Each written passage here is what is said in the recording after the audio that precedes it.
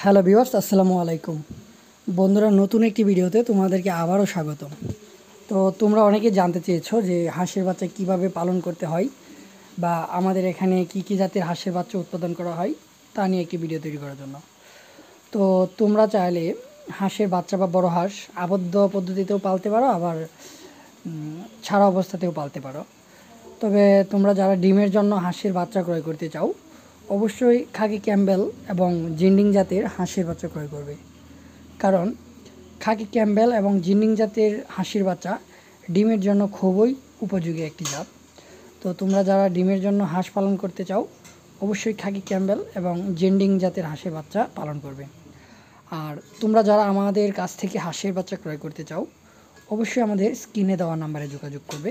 আর তোমরা চাইলে আমাদের হ্যাচারিতে এসে সরাসরি ভিজিট করতে পারো। আমাদের ঠিকানা হচ্ছে ময়মনসিংহ তারাকান্দা বৈশাখী হ্যাচারি। বন্ধুরা, তোমরা যারা আমার আগের দর্শক, তোমরা অবশ্যই জানো যে আমরা তুষ ও হারিকেন পদ্ধতিতে হাঁসের বাচ্চা উৎপাদন করে থাকি। তো বন্ধুরা, আজকের ভিডিওটি এ পর্যন্তই। ভালো লাগলে অবশ্যই সাবস্ক্রাইব